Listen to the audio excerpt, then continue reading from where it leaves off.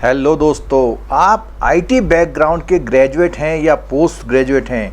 आमतौर पर आप प्राइवेट कंपनीज में नौकरी कर रहे हैं। अगर आपकी ये job state bank of India में लग जाए तो बहुत ही एक सुनहरा अवसर मिलेगा आपको। सैलरी पक्ष और सोसाइटी में भी आपका नेम फेम चलेगा और आपको वो सब एक्सप्लोर करने का मौका मिल सकता है जो आपको शायद प्राइवेट बैंक में या प्राइवेट ऑर्गेनाइजेशन में ना मिले। तो दोस्तों, ये मौका है इस समय का और ये बहुत ज़्यादा bumper vacancy, 450 vacancies IT field के लिए स्पेसिफिकली स्केल 1 से लेकर के स्केल 5 तक, यानी 5 लेवल तक, एजीएम तक की डायरेक्ट पोस्ट मांगी गई है इसमें। तो चलिए दोस्तों, देखते हैं इसमें कि क्या क्या एलिजिबिलिटी क्राइटेरिया है, कैसे कैसे पोस्ट है, कहाँ आपकी पोस्टिंग होने वाली है और क्या आपकी सैलरी होने वाली है। और अगर आप इसके लिए प्रॉपर तैयारी करना चाहते हैं तो क्योंकि आपको पता है कि हम बैंकिंग इंस्टीट्यूट के बहुत पुराने 2009 से हमारा इंस्टीट्यूट चल रहा है, तो जो भी बैंकिंग के एग्ज़ाम्स होते हैं उसकी एक्सपर्टीज़ हमारे पास है। आपका जो रिटन एग्ज़ाम होगा उसको निकालने की जिम्मेदारी हम लेते हैं अगर आप हमारे साथ ज्वाइन करते हैं तो। और इसके लिए अगर आप प्राइवेट कहीं पर भी आप जॉब कर रहे हैं आईटी में, तो आपके लिए 2 साल का अगर आपके पास एक्सपीरियंस है तो आप इस जॉब के लिए अप्लाई कर सकते हैं। और इसके बारे में डिटेल्ड वीडियो की तरफ चलते हैं। अगर आप चैनल में नए हैं तो चैनल को सब्सक्राइब जरूर कर लीजिएगा, क्योंकि ऐसे सारे नोटिफिकेशन, अगर आप जॉब की चाहत रखते हैं, गवर्नमेंट जॉब की चाहत रखते हैं, तो उसके लिए सारे नोटिफिकेशन में टाइम टू टाइम आते रहते हैं। तो दोस्तों, चलते हैं पूरे एडवर्टीजमेंट की ओर। देखिए दोस्तों, ये स्टेट बैंक ऑफ इंडिया का जो central recruitment and promotion department है, ये वैकेंसी निकालता है। कहीं और जाने की ज़रूरत नहीं है। यहाँ पर आपको सारी वैकेंसी के बारे में मैं डिटेल बताऊँगा। सबसे पहली बात कि आपकी जो ये क्वालिफ़िकेशन है, तो दोस्तों ये जो आपकी क्वालिफ़िकेशन है ये मांगी गई है 30 अप्रैल 2023 से, यानी इस तारीख तक आपके पास या तो बीटेक और बीई की computer science engineering, information technology, electronics and, अब देखिए यहाँ पे इलेक्ट्रॉनिक्स वालों को भी यहाँ पे लिया जा रहा है, इलेक्ट्रॉनिक्स एंड कम्युनिकेशन इंजीनियरिंग भी ली जा रही है, सॉफ्टवेयर इंजीनियरिंग, क्योंकि कई लोग बाद में सॉफ्टवेयर डेवलपमेंट सीखते हैं, और उसके अलावा एमसीए और M Tech, MSc in computer science, इन सब के लिए वैकेंसीज ली जा रही हैं। और ये रेगुलेटरी बॉडी जो भी है, उन्होंने अगर आपकी डिग्री को, आपके इंस्टीट्यूशन की डिग्री को अप्रूव किया हुआ है तो वो यहाँ पर वैलिड होगी। अगर हम पोस्टों की बात करें, सबसे पहली बात है कि जो टोटल पोस्टें यहाँ दी गई हैं उसमें कैटेगरी वाइज भी बाइफर्केशन दिया हुआ है। अगर आप किसी कैटेगरी में आते हैं तो उस कैटेगरी में उतनी पोस्ट यहाँ पर डिफाइन की गई हैं।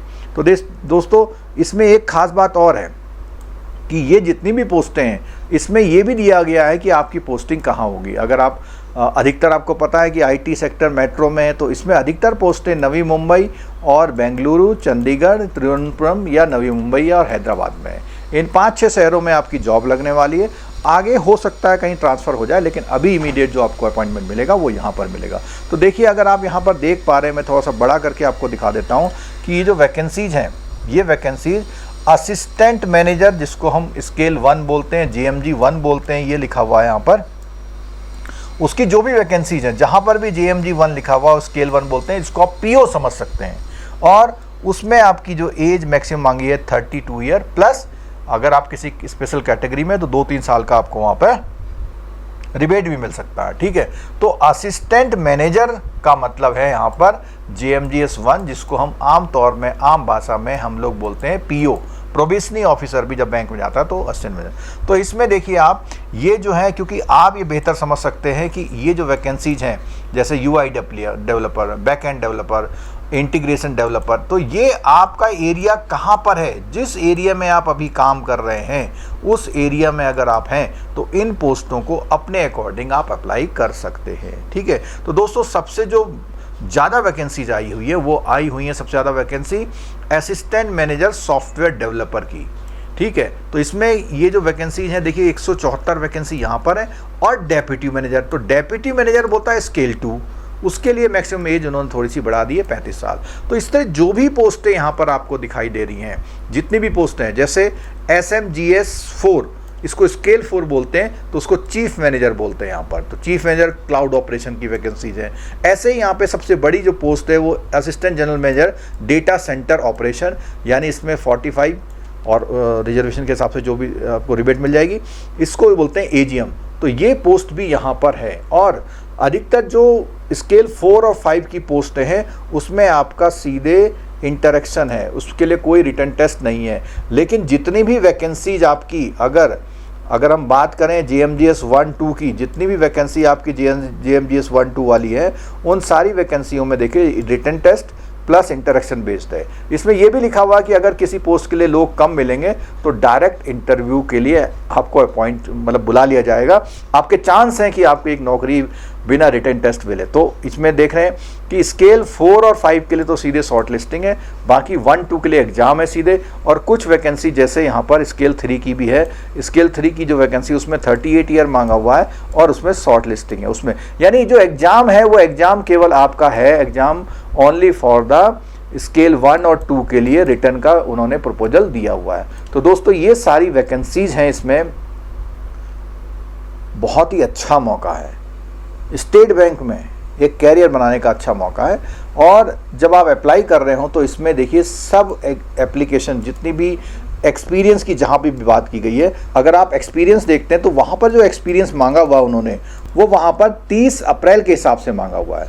तो 30 अप्रैल को ही आपकी एज देखी है, 30 अप्रैल को ही आपका एक्सपीरियंस और 30 अप्रैल को ही आपके पास वो डिग्री होनी चाहिए। तो बेसिकली अगर देखा जाए तो वर्किंग एक्सपीरियंस में जहाँ पर भी असिस्टेंट मैनेजर है तो वहाँ पर मिनिमम 2 ईयर का क्लॉज उन्होंने रखा हुआ है पोस्ट क्वालिफिकेशन। और क्या क्या चीज़ें मैंडेटरी हैं उसके बारे में उन्होंने बता रखा कि ये चीज़ स्पेसिफिक स्किल्स आपको मैंडेटरी या प्रीफरेबल का मतलब है अगर हैं तो अच्छा है, और मैंडेटरी का मतलब वो होने ही चाहिए। ठीक है, ऐसे सारी पोस्टों का यहाँ पर हर पोस्ट के बारे में इन्होंने यहाँ पर दिया हुआ है कि कौन सी पोस्ट के लिए क्या चाहिए। तो 2 ईयर जितनी भी असिस्टेंट मैनेजर की पोस्ट हैं उसमें अधिकतर में 2 ईयर हैं।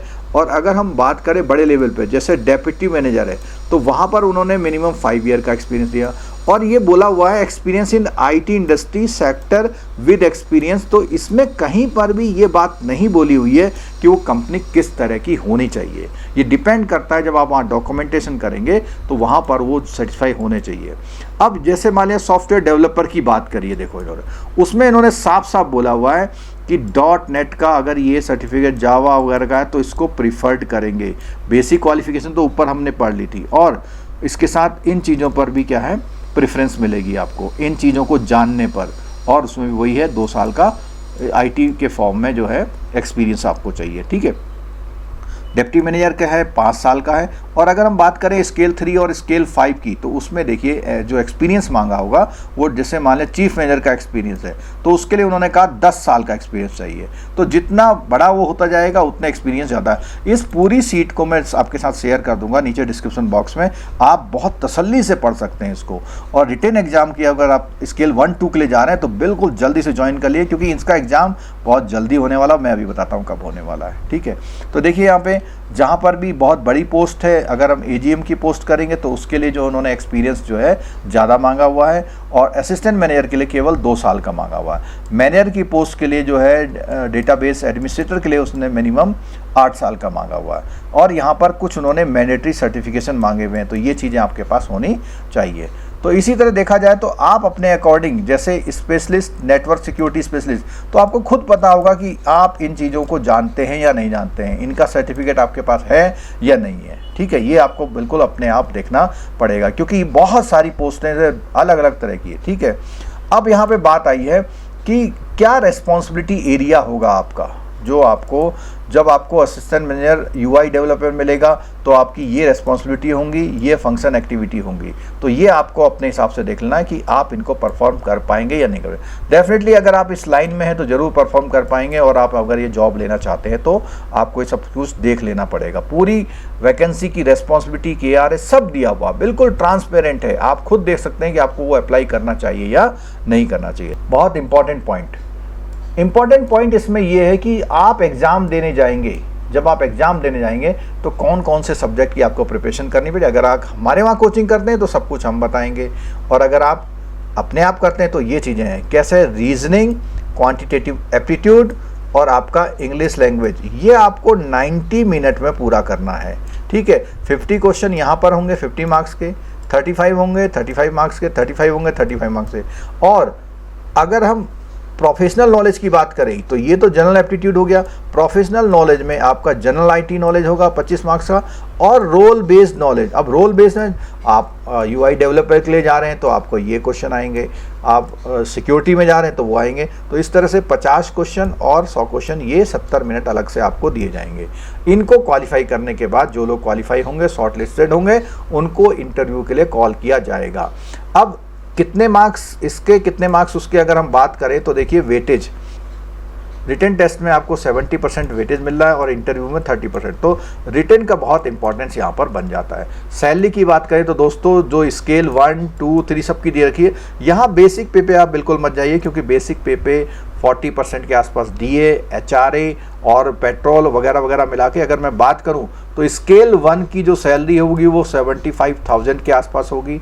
मेट्रो सिटी में आपको रहने का घर अलग से मिलेगा 25,000 रुपये तक, वो अलग होगा, जिसको आप सीटीसी बोलते हैं अपनी भाषा में। उसके बाद अगर हम इसकी बात करें, ये जो मैं बात कर रहा हूँ ये सिर्फ सैलरी की बात कर रहा हूँ।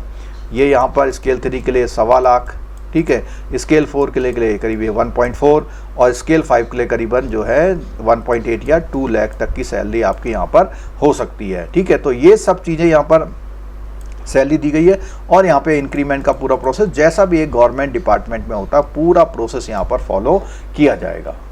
अप्लाई करने के लिए ऊपर ये लिंक दिया हुआ है banks.sbi.webcareer.current openings में, वहाँ पे जाएंगे आपको वहाँ पर वो अप्लाई करने का लिंक मिल जाएगा, उसमें आप ऑनलाइन अप्लाई करेंगे।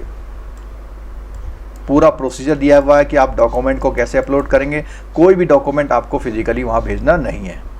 तो दोस्तों ये वीडियो आपके लिए था, आपके आईटी के सपने को पूरा करने के लिए। अगर वीडियो अच्छा लगा हो, आपके काम का हो, तो वीडियो को लाइक करिएगा, चैनल को सब्सक्राइब जरूर कर लीजिएगा, क्योंकि आपसे मतलब कि बहुत सारी वैकेंसीज हम लोग लाते रहते हैं। और बैच की बात आई तो बैच ज्वाइन करने के लिए बहुत जल्दी से ज्वाइन कर लीजिए, क्योंकि इस समय जो है बैंकों के सारे एग्ज़ाम्स हो रहे हैं और इसका एग्ज़ाम भी आप ये मानिए कि 2 महीने के अंदर इसका एग्ज़ाम हो जाएगा। तो आपके पास 2 से ढाई महीना लगभग मिलेगा आपको इस तैयारी के लिए। और अगर आप चाहते हैं कि एक रेगुलेटेड और गवर्नमेंट ऑर्गेनाइजेशन में जॉब करना, बैंक में, वो भी स्टेट बैंक में, तो बहुत अच्छा मौका है दोस्तों। तो थैंक यू वेरी मच, आपने वीडियो देखा, थैंक यू वेरी मच।